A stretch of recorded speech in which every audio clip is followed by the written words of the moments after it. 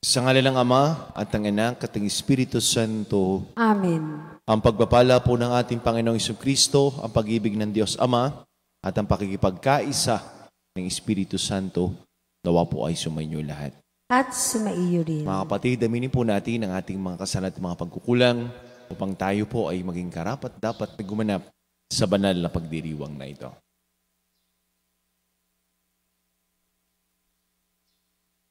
Inaamin ko sa makapangyarihang Diyos at sa inyo mga kapatid, na lubha ako nagkasala sa isip, sa salita at sa gawa, at sa aking pagkukulang, kaya isinasamo ko sa mahal na Birheng Maria, sa lahat ng mga anghel at mga banal, at sa inyo mga kapatid, na ako'y panalangin sa Panginoong ating Diyos. Gawan po tayo na makapangyarihang Diyos, patawarin po tayo sa ating mga kasalanan, patubayan po tayo sa buhay na walang hanggan. Amen.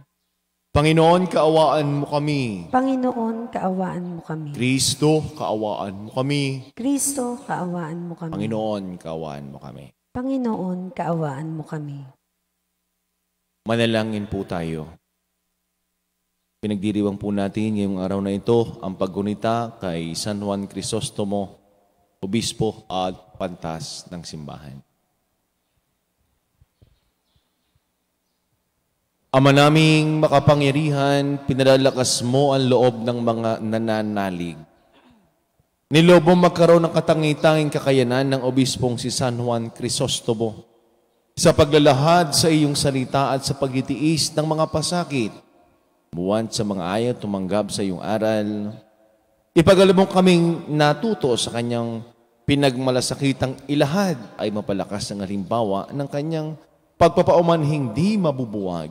Iniluluhog po namin ito sa pamagitan ni Jesucristo kasama ng Espiritu Santo magpasawalang hanggan. Amen.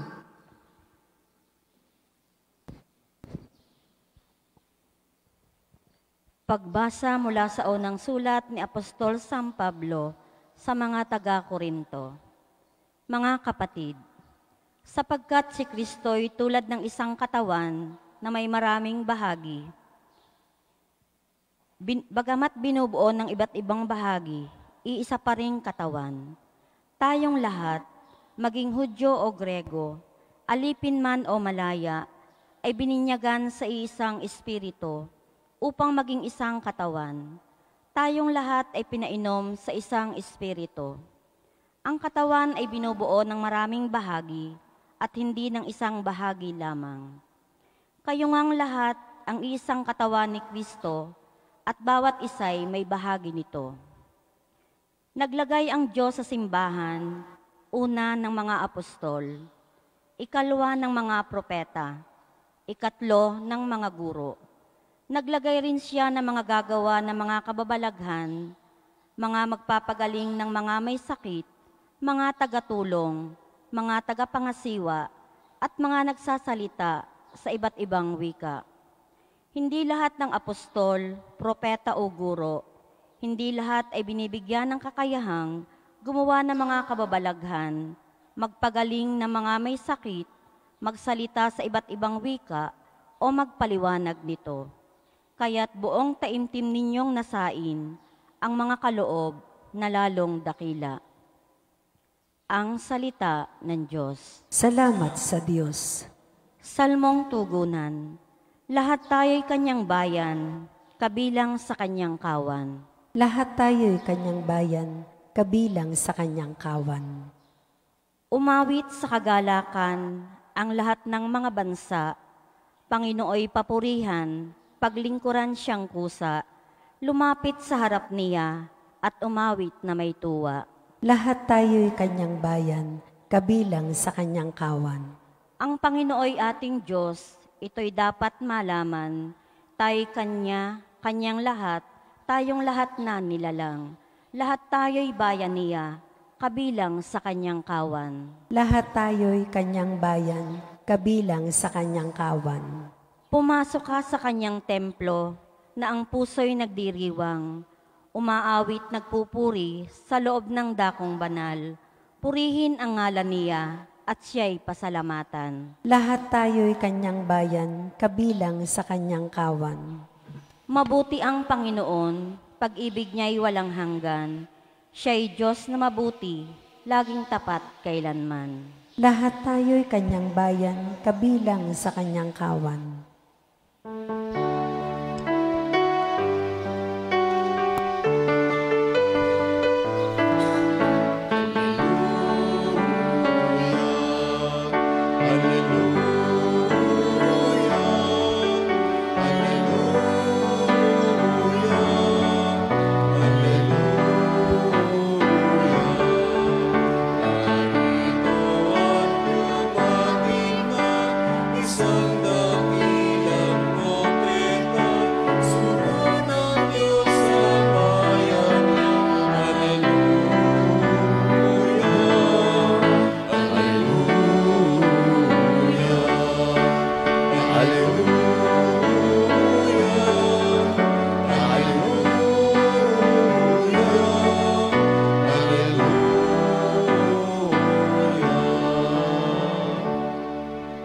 Sumaini po ang Panginoon At sumainyo ang rin. mabuting balita ng Panginoon ayon kay San Lucas. Papuri sa iyo, Panginoon.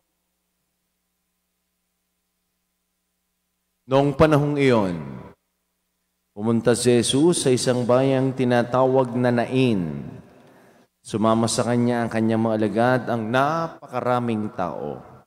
Nang malapit na siya sa pintuan ng bayan, nasa lubong na yung libing ng kaisa-isang anak na lalaki ng isang babaeng balo. Marami ang nakikipaglibing.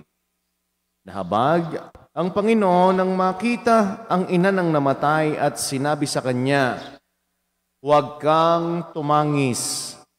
Lumapit siya at hinipo ang kinalalagyan ng patay, tumigil naman ang mga may dala nito. Sinabi niya, "Binata, bumangon ka." Naupo ito at nagsalita. At siya ay binigay ni Jesus sa kanyang ina. Sinidla ng takot ang lahat at sila ay nagpuri sa Diyos. Sabi nila, dumating sa atin ang isang dakilang propeta, nilingap ng Diyos ang kanyang bayan at kumalat sa buong Judea at sa palibot na lupain ang balitang ito tungkol sa kanya.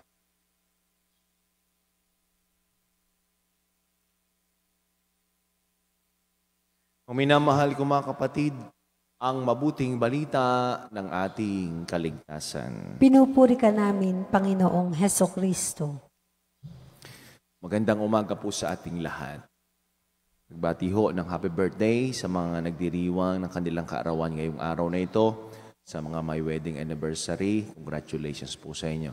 Sa man po kayo naroroon sa pagkakataong ito, ingatan po kayo at gabayan lagi ng ating mapagmahal na Diyos.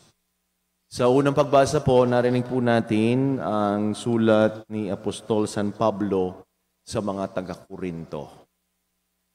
At ano ang ikinadismaya ni San Pablo? Sa kanyang mga tagasunod at sa mga tagasunod ni Jesus, he denounces factions and rivalries.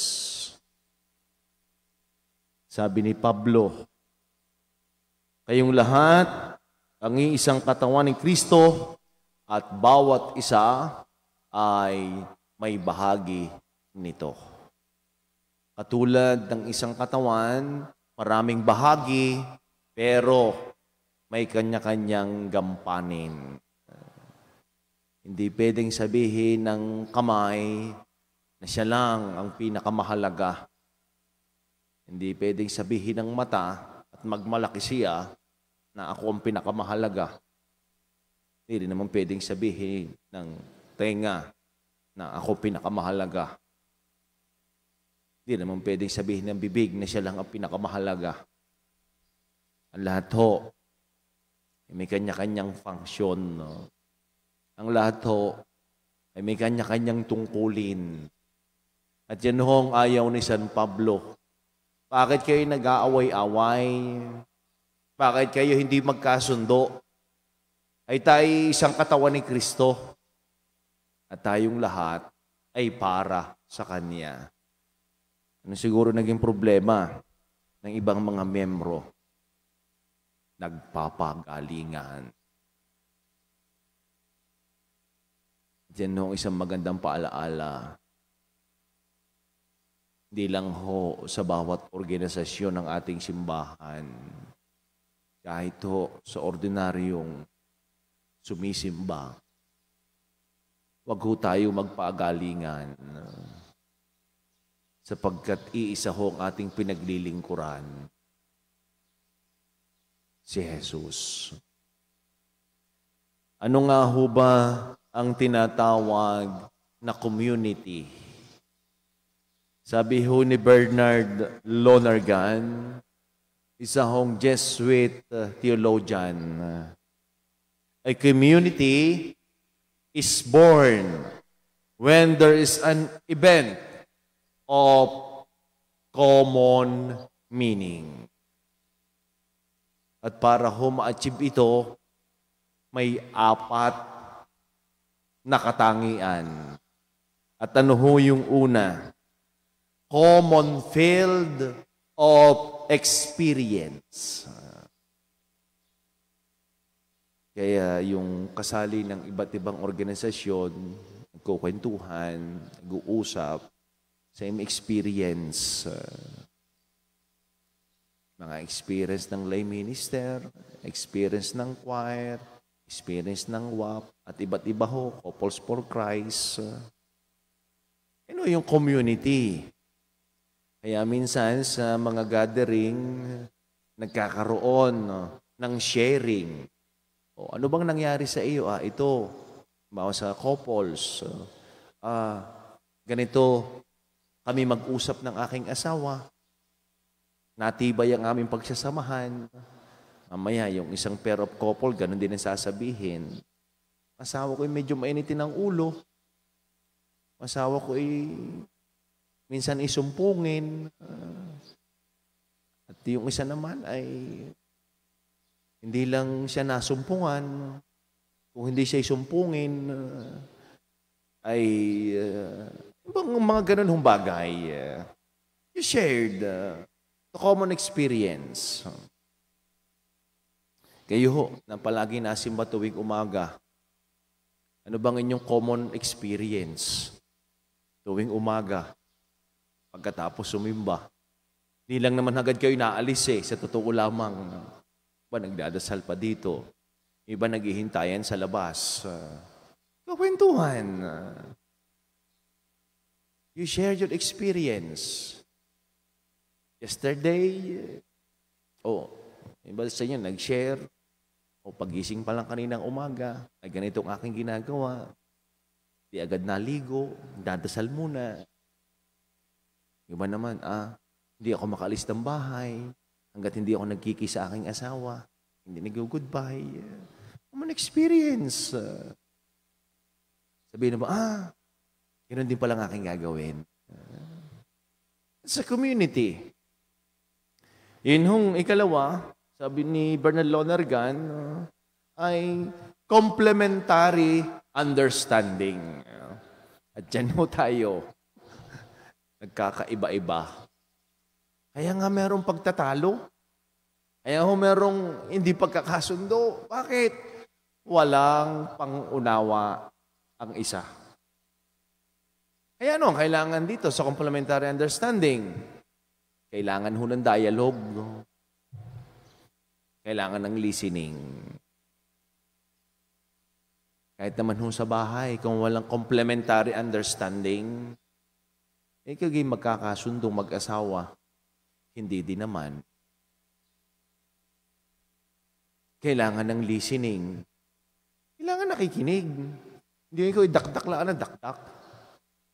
Abay, makinig ka din naman. Hindi Ano sabi? Tumahimik ka. Tatahimikin mo. Ay nag-i-explain pa nga. Gusto mo ikaw lamang ang magsalita? Hindi ho. Simbahan ganyan din. Kailangan ng dialogue. Kailangan ng listening. At sa parte ko ho, bilang ora paroko dito sa San Jose, mga bagay ho minsan na pinagninilayan ko na, hindi lang naman ako dapat masunod. Kailangan ko ng dialogue sa inyo, sa mga organization, sa mga lingkod ng simbahan. Kaya hot, regular yung aming meeting. Kasi ako'y nakikinig din. Hindi lang naman ako nagsasalita. Alin ang magaling, alin ang maganda. Yung isang community. Hindi lang yung ikaw lagi ang gusto mo ay ikaw ang masusunod. Hindi. Kailangan ho ng process of dialogue and listening. Pero doon sa mga maliligalig naman, yan. Kailangan din nyo talaga ng dialogue. Ako naman yung makikinig. Yung alamang ho minsan ay kahit ulit-ulit, kayo naman ang hindi nakikinig. At yun yung ikatlo. Yun yung tinatawag na common judgment. Ano yung common judgment? Dahil tayo ay isang community, the same thing ang ating i-affirm. At the same thing, yung ating i-deny. Especially, the values. Ay, ikaw lamang katangay-tangi, member ng isang organisasyon na napasaway. Ikaw lamang ang lay minister na nagkaka-lay minister ka, ay ganyan na ngayong ugali. Hindi.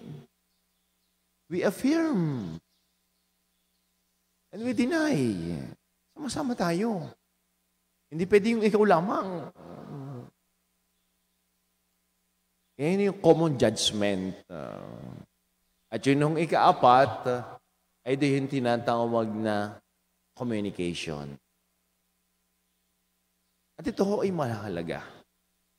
The deeper the communication, the deeper the relationship. Kaya kahit sa mag-asawa, mahalagang communication. Yan man ho'y verbal o non-verbal.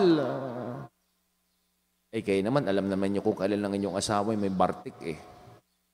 Alam nyo kung kailan may sumpong yan, hindi nga nagsasalita, ay alam mong galit. That's the one way of communication. Kaya dito sa simbahan, sa atin, hanggat maaari, yung mga impormasyon na dapat malaman ng tao, may communicate. Hindi lamang ang nakakaalam ay yung kung sino ang nasa PPC Execom, hindi lang nakakaalam ay mga BLC, hindi ho, lahat. Kaya atin ho yung ina-announce. Kasi we are one community of believers of Christ. Kaya napakalago ng communication.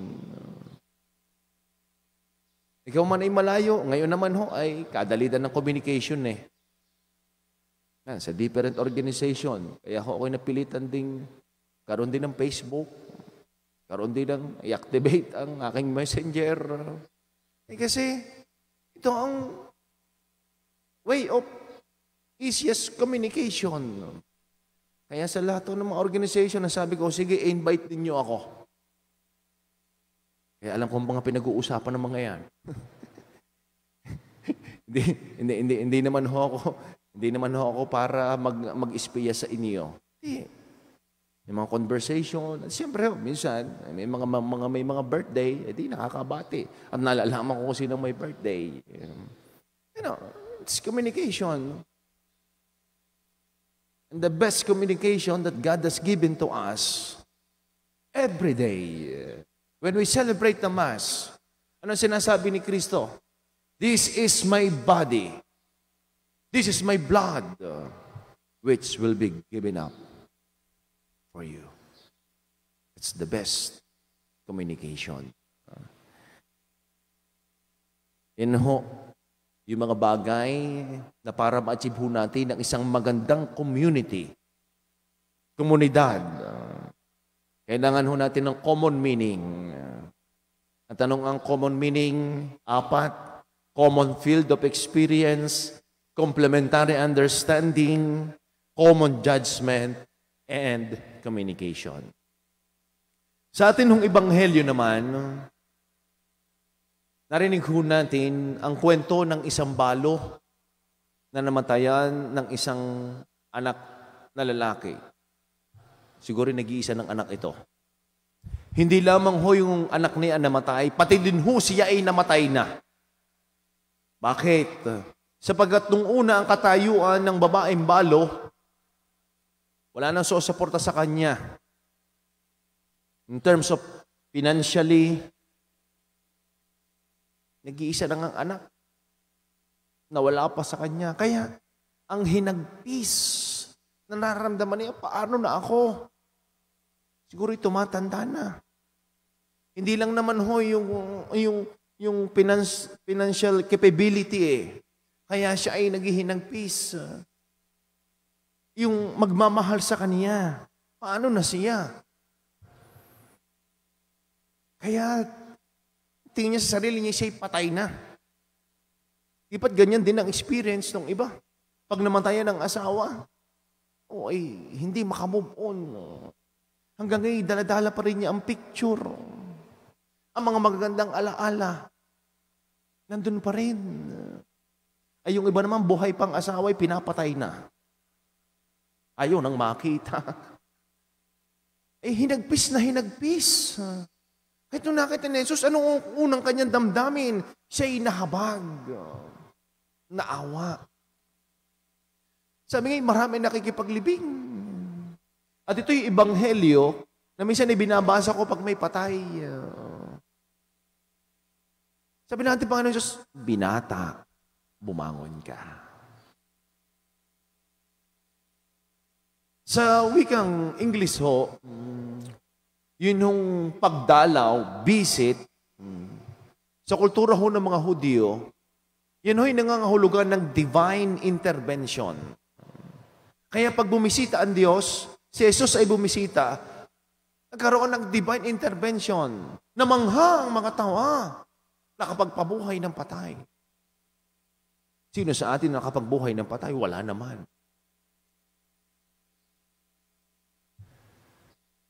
Kahit mabalitaan ito ng mga tao, ginawa nila, pinamalita. Anong mensahe ng ating ebanghelyo? Sa gitna ng ating paghihinagpis, sa gitna na nararamdaman at naranasan na tayo parang patay na, at wala lang kapag-pag-asa, nandiyan si Jesus. Nandiyan ang Diyos. Nasasabihin din sa atin, pag ikaw ay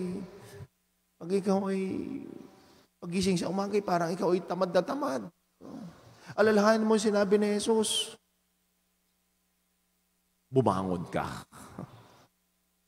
Parang bigat na iyong katawan. Parang ayaw mo na magtrabaho. Parang ayaw mo nang makita ang mga tao sa paligid. Gusto mo lamang, sa sarili mo na lamang ikaw na nagkukulong ka sa kwarto. Wala ka nang kaganagana sa buhay. Sabihin ng Diyos, bumangon ka. Nandiyan ho ang Diyos natin.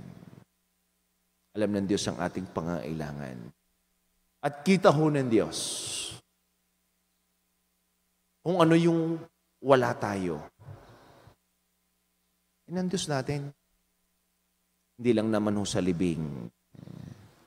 Nakikisa ang Diyos sa atin. Ang Diyos ay nakikiisa lagi sa ating buhay. Kaya siya'y tunay na Emmanuel. God is with us. Gumawa ng mga himala si Jesus upang ipakita ang kanyang banal na habag at kapangyarihan. Puno ng pagkamangha sa ganitong mga kahangahangang bagay.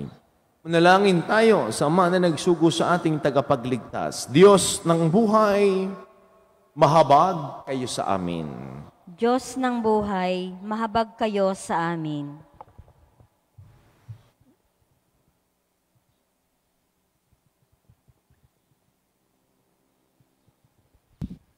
Sa pamamagitan ng paggabay at tulong ng mga pastol ng simbahan, naway maipakita ang pag-ibig at kalinga ng Diyos sa sambayanan. Manalangin tayo sa Panginoon. Diyos ng buhay, mahabag kayo sa amin.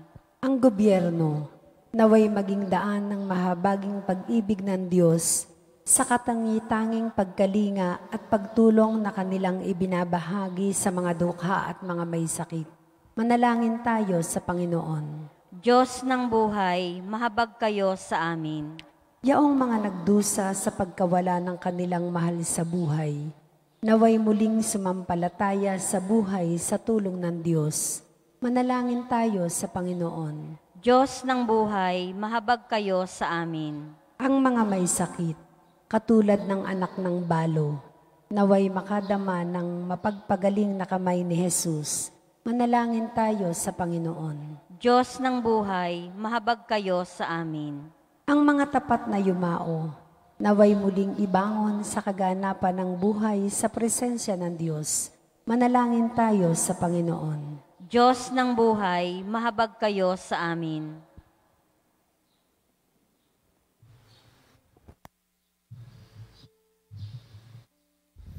Ama naming Diyos, gabayan mo kami upang aming mahipo ang mga may pusong wasak at matulungan silang madama ang iyong anak na dumito sa amin. Inihiling namin ito sa ngalan ni Kristong aming Panginoon. Amen.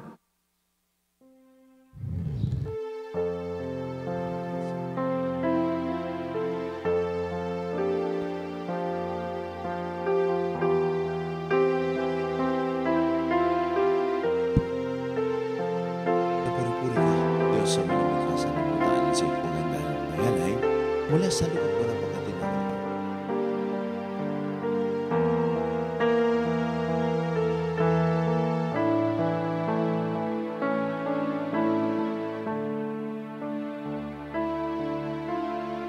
Kapuri-puri ka, Diyos sa mga magkasalimutan sa iyong pagandahan ng mayalay mula sa katas ng ubas at panamagalaga para mag-inumin ang bibigay ng iyong Espiritu.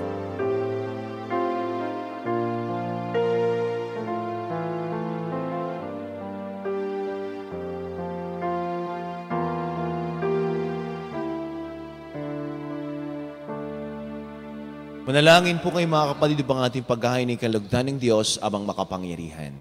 Tanggapin nawa ng Panginoon itong paghahain sa iyong mga kamay, sa kapurihan niya at karangalan sa ating kapakinabangan at sa buong sambayanan niyang banal. Ama naming lumikha, kalugdan mo ang aming kusang loob na paghahain ngayong San Juan Crisostomo, ay ginugunitan namin, yayamang sa kanyang tagubilin. Iniaalay namin ng buong puso ang sarili namin upang ikaw ay purihin sa pamagitan ni Jesucristo kasama ng Espiritu Santo magpasawalang hanggan. Amen. Sumayin po ang Panginoon. At sumaiyo rin. Ita sa Diyos ang inyong mga puso at diwa. Itinaas na namin sa Panginoon. Pasalamatan po natin ang ating Panginoon Diyos. Marapat na siya ay pasalamatan. Ama naming makapangyarihan, tuningang marapat na iko'y aming pasalamatan. Ngayon kinagagalak naming may mga banal na tao na nagtalaga ng sarili sa anak mong si Jesucristo upang pamalas nilang paghahari mo at maakit ang kapwa na manalig sa iyo. Ngayon sa amin binibigay ng iyong anak na minamahal ang kabanalang iyong taglay at hangad mong kamti ng tanan. Ito ang pinanggagaling aming ngayong nililingon. Dito mo rin nais na kami makarating at humantong. Kaya, kaysa ng mga anghel na nagsisiawit ng papuri sa walang umpay sa kalangitan, kami po ay nagbubunyi sa iyong kadakilaan. Santo, Santo, Santong Panginoong Diyos ng mga hukbo, napupuno ang langit at lupa ng kadakilaan mo. O sana sa kaitaasan, pinagpala ang naparito sa ngalan ng Panginoon. O sana sa kaitaasan.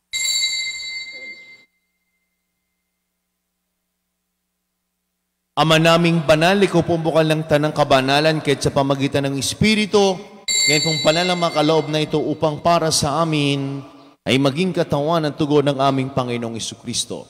Bago niya pinagtiis ang kusang loob na maging handog, hinawa kanyang tinapay, pinasalamatan kaniya. Pinaghati-hati na ninabot sa kanyang mga alagad at sinabi, tanggapin ninyong lahat ito at kanin ito ang aking katawan ay hahandog para sa inyo.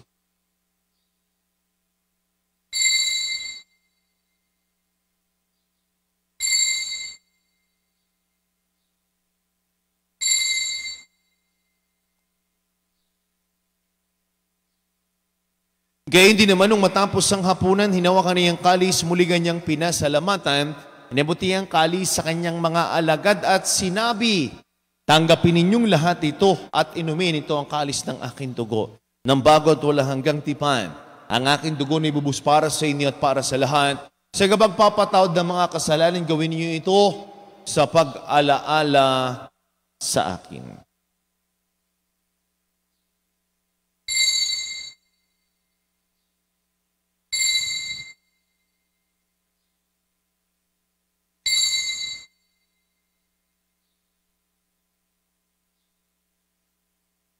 Ang misteryo ng ating pananampalataya.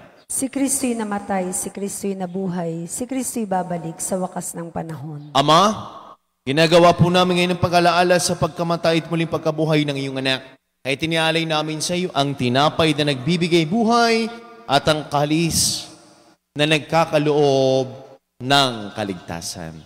Kami nagpapasalamat dahil kaming minarapat at tumayo sa harap para maglingkod sa iyo. Sinasamo namin kami magkakasalo-salo sa katawa at tugon ni Kristo, mabuklod sa pagkakaisa sa pamagitan ng Espiritu Santo. Ama, lingapin mo yung simbahang laganap sa buong daigdig. Puspusin mo kami sa iyong pag-ibig. Kaysa ni Francisco naming Santo Papa at ni Gilbert naming Arsobispo at ang lahat ng mga kaparian. Alalahanin mo rin po ang mga kapatid naming nahimlay na.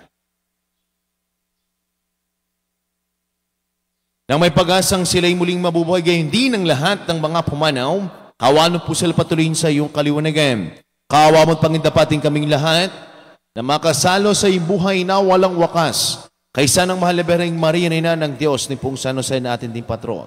Kaysa ng lahat ng mga apostol, San Jose, Marelot ng lahat ng mga banal na namuhay dito sa daigdig ng kalugod-lugod sa iyo. May pagdiwang nawa po namin ang pagpupuri sa kararangal mo sa pamagitan ng anak na aming Panginoong Jesucristo.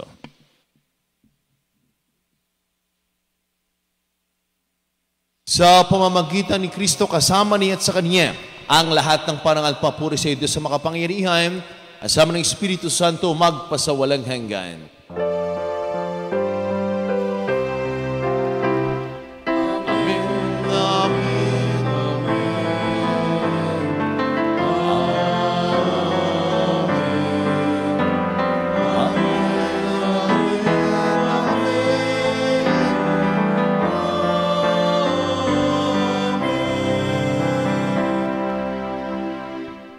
Sama-sama po nating awitin ang panalangin tinuro sa atin ng ating Panginoong Jesucristo, ang Ama namin.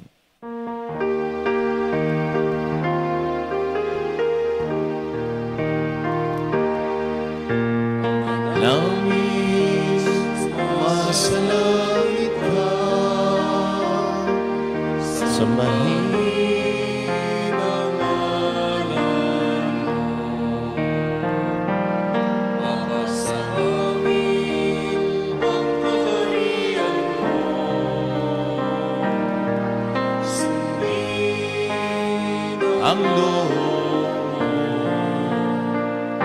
dito sa lupa, sa langit.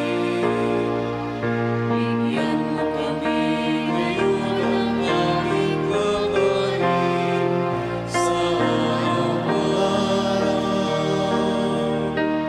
At patawarin mo kami sa aming mga sala, para nang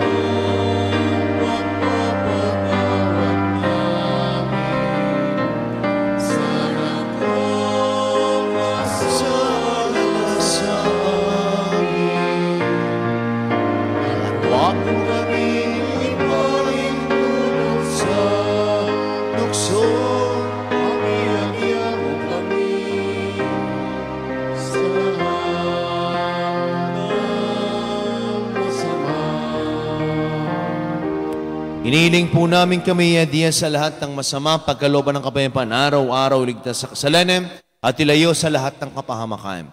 Samantalang aming pinananabikan ng dakilang araw ng pagpapahayag ng tagapagligtas naming si Yesu Cristo.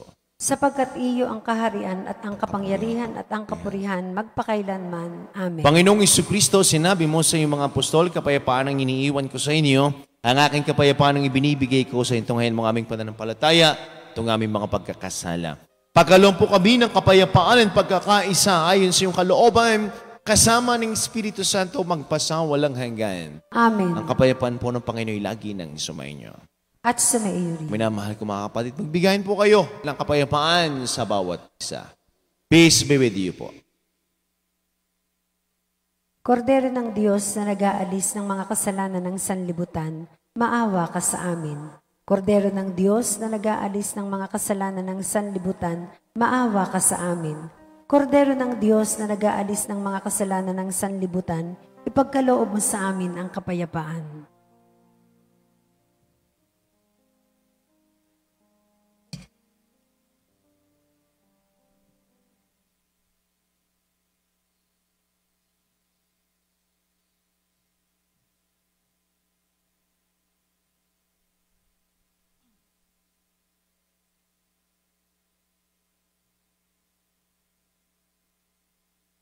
Kung minamahal ko mga kapatid, ito ang kordero ng Diyos, itong Kristong muling nabuhay, siya nag-aalis sa mga kasalanan sa libutan.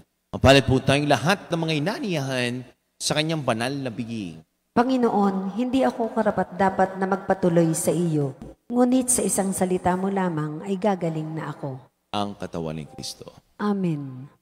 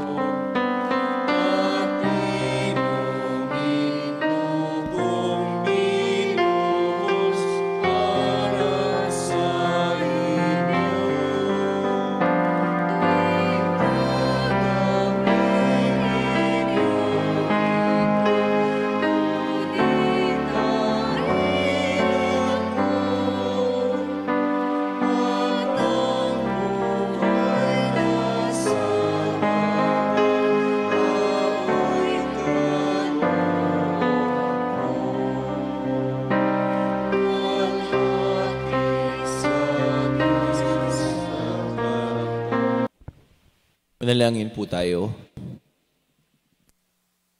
Manaming mapagmahal, ang pagsasalo namin sa balan ng pakikinabang ay magpatibay nawa sa amin sa iyong pagmamahal at magdulot ng iba yung katapatan. Sa paglalahad namin ng iyong katotohanan, sa pamagitan ni Jesucristo kasama ng Espiritu Santo magpasawalang hanggan. Amen. Sumaini po ang Panginoon. At sumaiyo rin. Kayo pong lahat na natipon ngayon, kasama niyo po mga bahal sa buhay at buong pamilya, ay pagpalain, ingatan, gabayan, kahabagan ng ating mapagmahal na Diyos. Sa ngalan ng Ama at ng Anak at ng Espiritu Santo. Amen. Misa po'y nayali na, taglayin po ninyo ang pag-ibig ng Diyos. Salamat sa Diyos. Magandang umaga po sa ating lahat.